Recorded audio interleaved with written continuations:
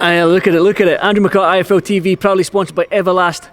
Delighted to be joined by Teofimo Lopez Sr. I've just bumped into you in the lobby here in the MGM. News broke, Eddie Hearn managed to get the fight over the line. Well, not over the line, it was been over the line for a while now, but just complications with Trilla and stuff like that. I just want to get your analysis on the whole situation. You know, we expected to fight October 23rd, but this whole fiasco that went with Trilla just, destroyed all that. Eddie Hearn wanted us to fight October 23rd, which is not going to be possible anymore because the IBF took forever, to announce what they announced today. Trilla went into default. My son gets 75% of the $1.2 million that they put down in the retainer. And we're happy. We'll get the $800,000 that, $900,000 I think it is, that my son deserves. And then, we're just going to do our thing and, fight for the zone, which Eddie Hearn, I'm telling you right now, I've been speaking with him all day today, and he's very enthusiastic with this, and he wants to put the biggest platform for my son, It's a dream come true, I love the zone. And I think it's a great platform for us, after this. We go back to our home, which is Top Rank, and hopefully fight Josh Taylor in April. I'm glad you mentioned Josh Taylor. I do want to come on to that because Bob mentioned that in an interview today, but I just want to stay on this Trilla situation. Now, for you, is this over with Trilla in terms of legal proceedings or anything like that? That $900,000 you said from the IBF and stuff like that. Is it over with Trilla? Are you going to take this further? What's the story? We have to get compensated for the whole year that they stopped us from fighting. So, I got the best lawyer in the business, Pat. What's his name? Pat English. And, they're working on that. I'm not the type of person to, burn bridges. I'm the type of person that I just want the best thing for my son. I got nothing against Trilla. Cambocious didn't want to sign. And he has the right to do that. This just kept on going. I mean, they didn't even put the money on escrow. That's all we was asking for, for them to put the money on escrow and to make it serious for Cambocious to come down over here. And I don't blame the guy, he lives in Australia and they got rules, you know what I'm saying? And he doesn't want to come down here and then go back and, be quarantined for 14 days. So I understand that point of view. But I think that Cambocious should have signed. We did it. We made a deal. I made the deal with Brian Kavanaugh where we wanted something to show us that he was really interested in this fight, and it was given to us. And Cambocious should have done the same thing. I don't know what happened there. He wanted $380,000 extra, not money that he was taking off from his pay. He just wanted extra $380,000. We didn't do it that way. You know what I'm saying? Whatever Trilla gave us was money that was going to be taken out of the purse. And I just want the fight to be happen. You know what I'm saying? I think that we're with some serious people right now. I think Eddie Hearn is going to make this happen. I think it's going to be in mid-November. So, my son is ready. We could fight next week. He's at 144. He's drinking, like a gallon and a half of water. So he's like about, once we start draining the water down, he'll probably be at 134, So, we've been working, and we're not going to stop. We got probably like a month, like maybe 5 weeks before the fight. So, I'm going to stay focused, and we're gonna do the biggest show that that everybody wants to see. Everybody, and in a way it helped us because everybody's talking about this. So even like what they say, like good media and bad media is always good. You know what I'm saying? No bad So promotion, yeah, it's never bad promotion. So we're the talk of town. Everybody want to see this fight.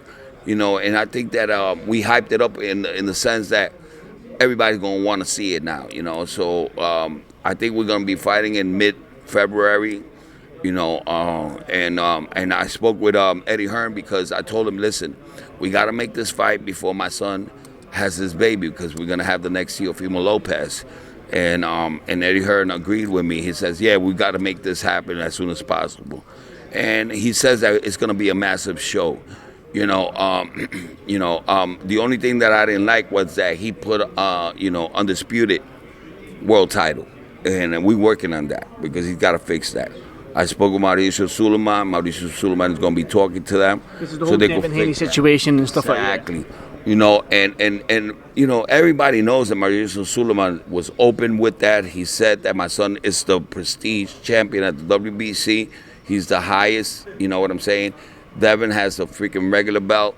My son has, the franchise belt, which is more powerful than anything because the reason, and I understand Mauricio, you understand, because these guys could fight a bum and become world champions, and try to, situation. Exactly. But the reason why Lomachenko went and stopped this was because Lomachenko wanted to fight the real fighters from Call Me and my son, just to unify, to undispute all the belts. Mm-hmm. It was the right thing to do, and that's why he went that way.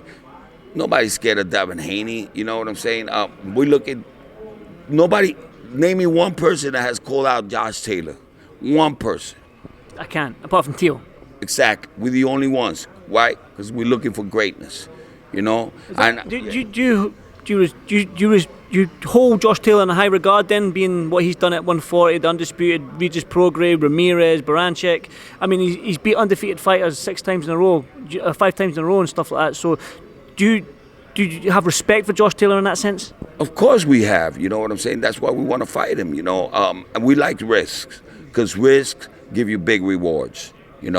We here to fight the best. I told my son, why are we going to come over here and fight nobodies? I don't like that, So do I think we're going to beat him? Oh, of course I am. You know what I'm saying? He's a perfect style for us. And Josh Taylor is talking about, like, my son has unsettled business at 135. Right there, he's showing me that he doesn't want to fight us. You don't do that. You don't do that. My son is undisputed world champion at 135. Mauricio Suleiman said it. Everybody said it. He shouldn't be talking like that. It shows me he's scared. And we coming. And I spoke with Bob Arum and everything, because that's our home. We're coming back to Bob. And I think the fight is going to happen in April, with Josh Taylor. I think it Cambocious, November, is it Madison Square Garden? Teo was sort of toying with the idea it might be in New York in November and stuff like that. It's obviously not ironed out yet. But for Teo, is this his last fight at 135 then, Cambocious? Is he going to move up to 140? Do you think he needs a fight at 140 before he faces Josh Taylor? What's the sort of plan going forward? No, we're going straight for Josh Taylor. We don't need no tune-ups. We don't need nothing. We believe in what we have. We believe in our brand. And I've been showing it to the whole world. And everybody just laughed at me when I told them that my son was going to beat Lomachenko. He was going to outclass him. And that's exactly what we did. Right now we're in a position to fight the best. We don't need to go backwards, I don't want to go backwards. My son doesn't want to go backwards. We don't need to fight Devin Haney. He ain't got nothing that we want. Lomachenko got nothing that we want, So if Lomachenko would have beat my son, he would have never gave him a rematch, ever, okay? So right now I'm telling Lomachenko, go get your belts. If you got something we want, we'll come and get you. You know what I'm saying? We're going after Josh Taylor. That's our price right there, because we'll be undisputed back-to-back. That's never been done in the game of boxing. So, yeah. I want to just touch on the scared thing you said about Josh Taylor. I mean, Josh has his last 6 opponents, combined record was something like 146-1. That one loss was Terence Crawford. He's fought the best at his division when it was time to fight the best. Do you honestly think Josh is scared of your son, Teo? I don't know if he's scared. I just know that he's not confident about it. How you going to come and say he has unsettled business to do with the 135? That's not his business. His business is to fight the best. And I think my son right now is the best fighter out there, after Canelo and, the big guys. I mean, he's pound for pound, number 5, so, none of these guys, Ryan Garcia, Devin Haney, Tank, none of these guys are pound for pound. They never fought nobody. You done it lightweight? You done it lightweight then after Cambocious? Of course we are. We've been in this weight for almost 8 years. It's time for us to move up. You know, we want to get the big boys, you know, and I think Josh Taylor would be beautiful. We could even fight him in his hometown, you know. I'm Scottish. That's music to my ears, Senior. That's music to my ears. Yeah, for Teo and Cambocious, I mean, Cambocious is talking a good game. I mean, he's fired up. You can't take your eye off the ball against somebody like him, who's a fired up, undefeated opponent. Do you know what I mean? We've seen slip-ups in boxing before. Sometimes when a fighter looks ahead and stuff like that, for example, the Josh Taylor fight, we've seen slip-ups happen. You haven't taken your eye off the ball with Cambocious, have you? Of course not. You know, we're not taking Cambocious lightly. You know, we know that he's a good fighter. You know, he's been, you know, he sparred with Pacquiao. You know, I don't know, like he said he sparred him about 100 times or whatever it is. It doesn't matter. You know, I'm not looking at him like he's not a good competition. I mean, he's undefeated. You know, he beat Selby. He beat a lot of good fighters. So, you know, but we could just go make it look easy, you know, like we always do. And I can't wait, you know. Now we have the Zone taking this fight, so I think that, you know, Cambocious got to sign it and just get this over with, you know. And we're looking for other bigger things, you know what I'm saying. Do I think my son is going to knock him out? I think my son is going to knock him out in the first round. That's what I think. It's not going to go past 3 rounds. You know, because of all the shit that he's been talking about my son. And my son, when you talk shit about him, he's going to make you suffer. You know, and just the bottom line, you know, we'll get rid of this fight. You know, he'll enjoy his son, you know, for a couple of months, and then we go back in the gym in April, you know, and fight Josh Taylor. That's what we want. Talking about big fights, I mean, right now you're in the media room for Fury versus Wilder. I mean, I know you're a boxing fan, and I know you like big fights, and you talk a big game and stuff like that. Talk to me about this heavyweight fight then, Senior. I mean, Fury versus Wilder 3, the trilogy. I mean, what's your thoughts on this? I can't go against my boy. You know, when he fought, the last time he fought, I predicted he was going to knock out Wilder. Your boy's Tyson. Yeah. My boy Tyson Fury.